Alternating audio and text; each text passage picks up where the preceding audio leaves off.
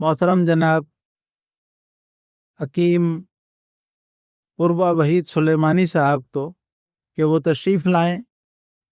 آپ امیر تحریک اسلامی لاہور ہیں۔ موضوع آپ کو دیا گیا ہے تحریک اسلامی کے کارکنوں سے مطالبات۔ تو دعوت خطاب دے رہا ہوں، تشریف لائیں گے اور اس موضوع پر اظہار خیال پڑھوں۔ بسم اللہ الرحمن الرحیم۔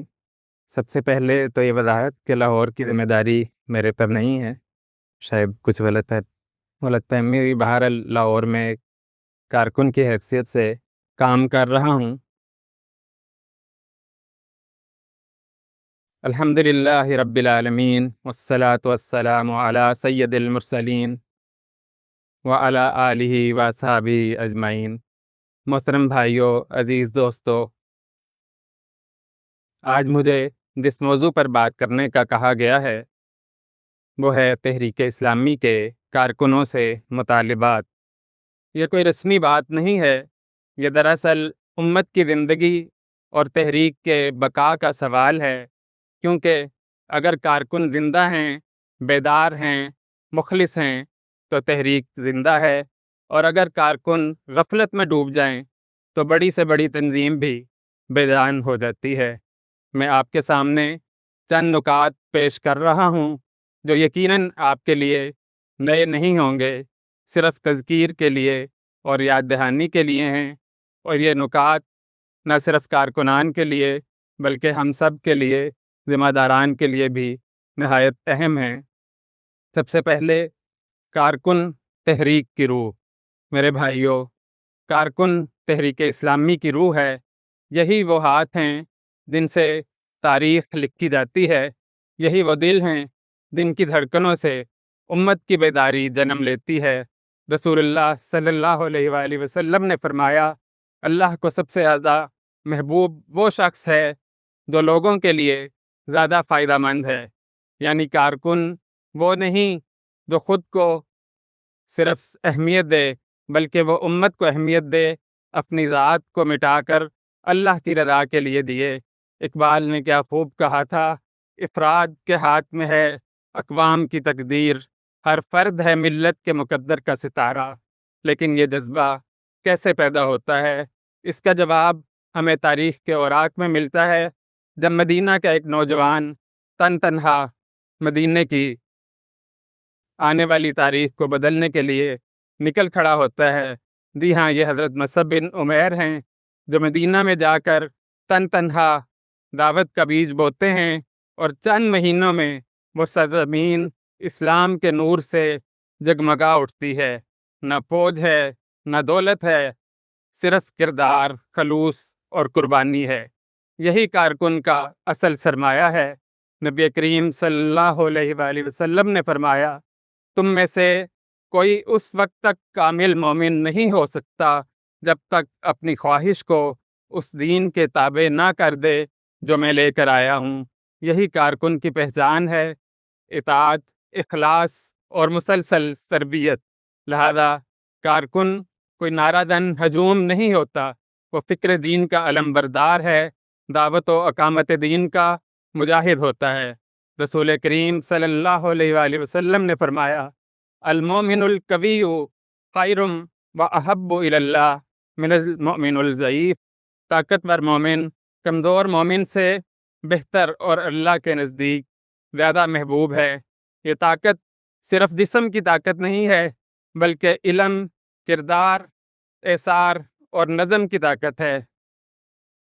تو کارکن کا کردار، اعصار اور قربانی، یہ سب نہایت ضروری ہیں۔ میرے ساتھیوں، تحریک کی کامیابی کا پہلا اصول قربانی ہے۔ وقت کی قربانی، مال کی قربانی، خواہشات کی قربانی۔ اللہ تعالیٰ فرماتے ہیں، لن تنالوا البر حتی تنفقوا مما تحبون۔ تم نیکی کے اعلیٰ درجے تک نہیں پہنچ سکتے جب تک اپنی محبوب چیز اللہ کی راہ میں قربان نہ کر دو۔ کارکن کا وجود اپنے لیے نہیں، وہ اپنی زندگی، اپنی خوشی، اپنا وقت، سب کچھ دین کے غلبے کے لیے وقف کر دیتا ہے۔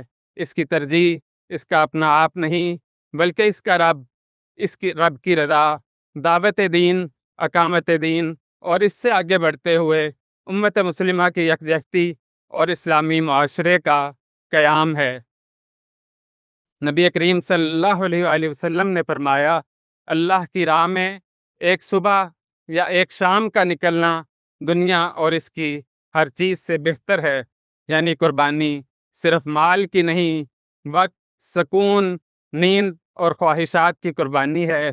تاریخ کے اوراق اس بات کے بھی گواہ ہیں کہ مدینہ میں حضرت سعد بن ربیع رضی اللہ تعالیٰ عنہ نے حضرت عبد الرحمن بن عوف سے کہا تھا، میرے 2 باغ ہیں، ایک تمہارا، 2 بیویاں ہیں، ایک تم چن لو۔ یہ ایثار کی وہ مثال ہے جس نے ایک امت کھڑی کر دی۔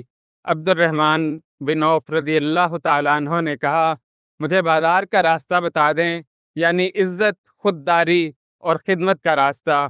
یہی پیغام اقبال نے بھی دیا، ہو ہلکا یاراں تو بریشم کی طرح نرم، رزم حق و باطل ہو تو فولاد ہے مومن۔ اسی طرح کارکن کا دل نرم ہوتا ہے لیکن مقصد کے لیے فولاد بن جاتا ہے۔ اس کا مال، اس کا وقت، اس کی نیند سب اللہ کے حوالے ہے۔ قربانی ہی تحریک کا ایندھن ہے اور احصار ہی کارکن کا حسن ہے۔ جب کارکن اپنے آپ کو مٹا دیتا ہے تو اللہ اس کے ذریعے قوموں کو زندہ کر دیتا ہے۔ اگلا نقطہ ہے تزکیہ نفس اور تعمیر سیرت۔ میرے بھائیوں، تحریک کی بنیاد تزکیہ نفس اور سیرت کی تعمیر پر ہے۔ تزکیہ کا مطلب ہے دل کو اللہ سے جوڑنا، خواہشات کو تابع کرنا اور نفس کو قابو میں رکھنا۔ تعمیر سیرت کا مطلب ہے کردار ایسا ہو کہ ہر فعل اللہ کی رضا کے لیے ہو، نہ کہ ذاتی نمود و نمائش کے لیے اور دنیاوی فوائد کے لیے۔ اخلاق ایسا ہو کہ نفرتیں محبت میں بدل جائیں۔ سیرت کی تعمیر قرآن، نماز اور مسلسل محاسبہ نفس کے بغیر ممکن نہیں۔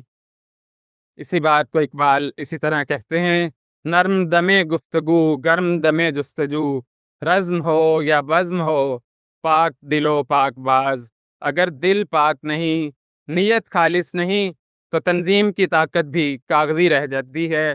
نبی کریم صلی اللہ علیہ وآلہ وسلم نے فرمایا، انما بعثت لأتمم مکارم الاخلاق، مجھے اس لیے بھیجا گیا ہے کہ میں اخلاق حسنہ کو مکمل کر دوں۔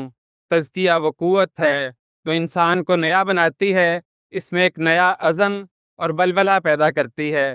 حضرت عمر کے قبول اسلام کا واقعہ یاد کیجئے کہ وہ نبی کریم صلی اللہ علیہ وآلہ وسلم کے قتل کے ارادے سے نکلتے ہیں، مگر قرآن کی چند آیات ان کی دنیا بدل لیتی ہے۔ یہ ہے تربیت ایمان، یہ ہے تبدیلی کا معجزہ۔ اگر قرآن دل میں اتر جائے تو وہی انقلاب کا سرچشمہ بن جاتا ہے۔ کارکن کا قرآن اور نماز سے رشتہ اسی لیے نہایت ضروری ہے۔ میرے بھائیوں، تحریک اسلامی کے کارکن کی زندگی قرآن کے بغیر ادھوری ہے۔ قرآن اس کی روشنی ہے، اس کا دستور ہے، اس کا ایندھن ہے۔ اللہ تعالیٰ فرماتا ہے، قد افلح من زکاہا، وہی شخص کامیاب ہے جس نے اپنے نفس کو پاک کیا۔ نبی کریم صلی اللہ علیہ وآلہ وسلم کی راتوں کو یاد کیجئے۔ تہجد میں کھڑے ہوتے، آیات پڑھتے، آنکھوں سے آنسو بہہ رہے ہوتے، امت کے لیے دعا کر رہے ہوتے۔ یہی وہ تعلق قرآن ہے جو کارکن کو روحانی طاقت دیتا ہے۔ قرآن کے بعد دوسرا ستون نماز ہے۔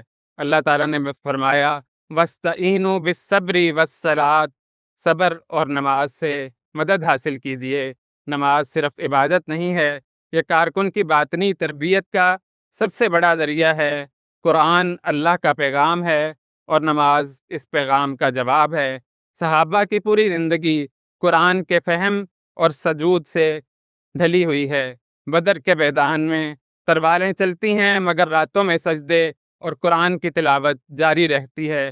ایک سچا کارکن وہ ہے جو دن میں لوگوں سے ڈرے، لوگوں سے، اور رات میں اللہ سے باتیں کرے اور اللہ سے ہی ڈرے۔ الا بذکر اللہ تطمئن القلوب۔ میری تقریر کا اگلا نقطہ تنظیمی نظم اور اطاعت ہے۔ میرے بھائیوں، تحریک نظم و اطاعت کے بغیر نہیں چل سکتی۔ قرآن کا واضح حکم ہے اطیعوا اللہ و اطیعوا الرسول و اولی الامر منکم، اللہ کی اطاعت کرو، رسول کی اطاعت کرو اور اپنے امیر کی اطاعت کرو۔ نبی کریم صلی اللہ علیہ وآلہ وسلم نے فرمایا، تم پر لازم ہے کہ امیر کی بات سنو اور مانو، چاہے تمہارا سردار ایک حبشی غلام ہی کیوں نہ ہو۔ یہ سکھایا گیا تاکہ امت بکھرے نہیں، متحد رہے۔ بدر اور احد کی جنگیں صرف تلواروں سے نہیں جیتی گئیں بلکہ اطاعت سے جیتی گئیں۔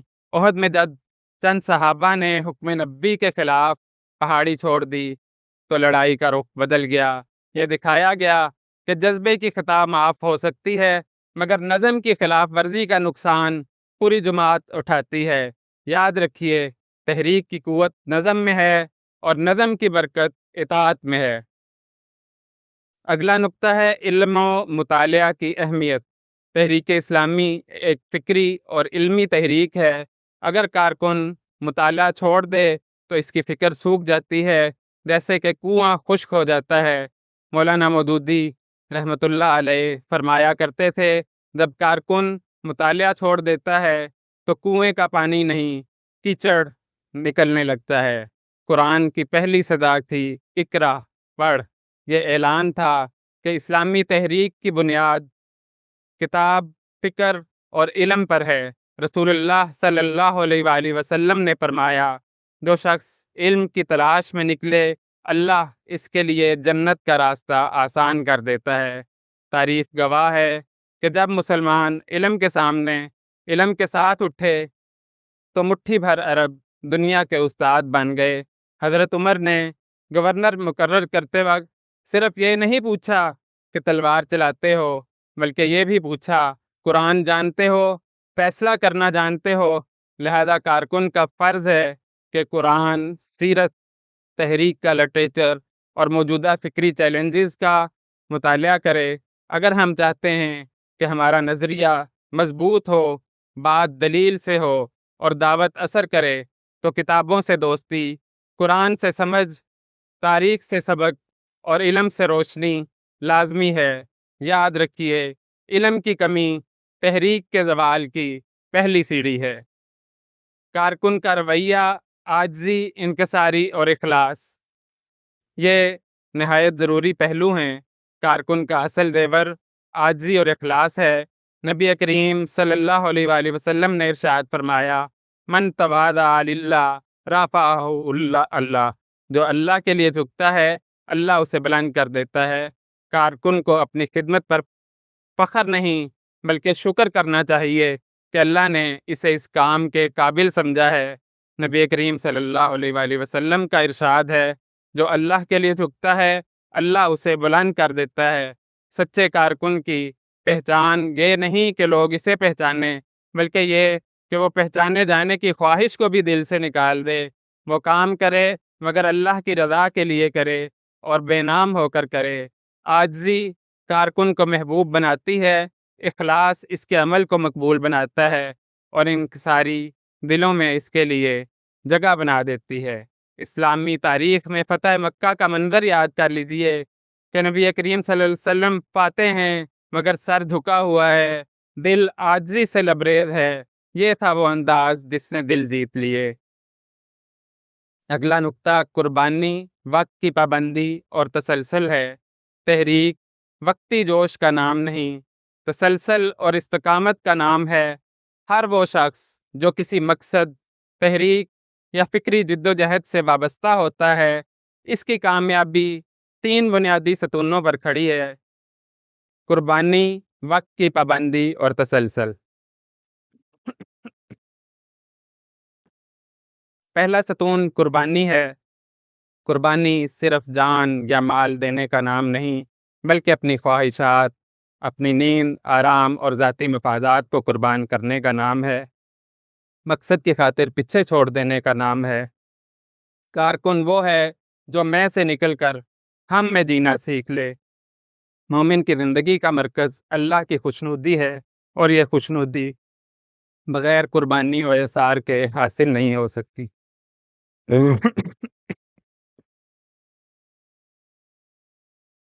وقت کی پابندی، وقت اللہ کی سب سے قیمتی نعمت ہے۔ جو قومیں وقت کو ضائع کرتی ہیں وقت انہیں ضائع کر دیتا ہے۔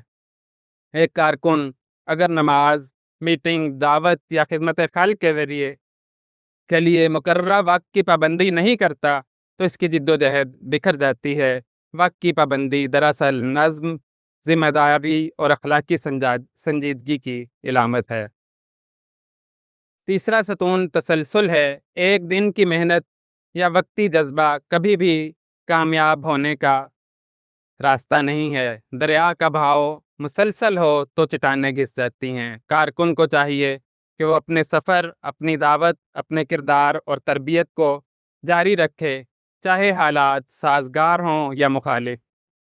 مدینہ کی اسلامی ریاست چند دنوں میں نہیں بن گئی تھی، بلکہ نبی کریم صلی اللہ علیہ وآلہ وسلم اور صحابہ اکرام رضی اللہ تعالیٰ عنہ اجمعین کی 23 سالہ قربانی، ہجرت، صبر اور جد و جہد کا نتیجہ تھی۔ اللہ تعالیٰ قرآن میں فرماتے ہیں، جنہوں نے کہا ہمارا رب اللہ ہے اور پھر اس پر قائم ہو گئے، یہی استقامت ہی اصل کامیابی کا راز ہے۔ آج بھی تحریک اسلامی کو ایسے ہی کارکنوں کی ضرورت ہے جو تھکے نہیں، جو رکے نہیں، جو آگے بڑھنے کے لیے تیار ہوں، جو ثابت قدم رہنے کے لیے تیار ہوں۔ چاہے زمانہ لاکھ مخالفت کرے، وہ بس اپنے رب کے مشن پر ڈٹے رہیں اور آگے بڑھتے رہیں۔ اگلا نقطہ ہے دعوت اور اصلاح معاشرہ۔ کسی بھی اسلامی تحریک یا فکری جد و جہد کا حقیقی مرکز صرف نظریہ نہیں بلکہ دعوت اور اصلاح معاشرہ ہے۔ ایک کارکن اگر دعوت کے میدان میں سرگرم نہیں تو وہ دراصل امت کے عظیم فریضے سے غافل ہے، جس کا حکم اللہ تعالیٰ نے فرمایا، کنتم خیر امت اخرجت للناس تأمرون بالمعروف وتنہون عن المنکر۔ تم بہترین امت ہو، بھلائی کا حکم دیتے ہو اور برائی سے روکتے ہو۔ تو میرے بھائیوں، کارکن وہ ہے جو باطل کے سامنے کلمہ حق کہے اور ڈٹ کر کھڑا ہو جائے، چاہے اس کے سامنے دنیا کی ساری طاقتیں ہی کیوں نہ آ جائیں۔ آخری نقطہ عملی منصوبہ بندی اور ہدف کا تعین۔ تحریک اسلامی کے ہر کارکن کو چاہیے کہ اپنی دعوتی اور اصلاحی سرگرمیوں کے لیے واضح مقاصد اور ہدف مقرر کرے۔ وہ یہ طے کر لے کہ کس طبقے تک دعوت دین پہنچانی ہے، کتنے لوگوں تک پیغام حق کو پہنچانا ہے، کتنے دلوں میں تبدیلی پیدا کرنی ہے۔ پھر اس منصوبے کے تحت اپنے وقت، وسائل اور صلاحیتوں کو منظم کر لے۔ کارکن کو چاہیے کہ وہ اپنے کردار، اخلاق اور علم کے ذریعے دین کی دعوت کو اس انداز میں پیش کرے کہ لوگ متاثر ہوں، قریب آئیں اور تحریک کے قافلے میں شامل ہو جائیں۔ میرے عزیزو، تحریک اسلامی ایک مقدس امانت ہے۔ یہ محض تنظیم نہیں ہے بلکہ دعوت، تربیت، اقامت دین کی جد و جہد ہے۔ ہم سے تحریک اسلامی کا مطالبہ ہے کہ اپنے دل کو پاک کریں، نیتوں کو خالص کر لیں، قرآن و سنت کے ساتھ جڑ جائیں، مطالعے اور فکر کا ذوق پیدا کریں، نظم و اطاعت کو عبادت سمجھیں، قربانی، صبر اور استقامت کے ساتھ اس مشن پر ڈٹے رہیں۔ اللہ تعالی ہمیں وہ اخلاص عطا کرے جس کے ساتھ ہم دین کے سپاہی، دعوت کے امین اور امت کے خادم بن سکیں۔ فما علینا الا البلاغ المبین۔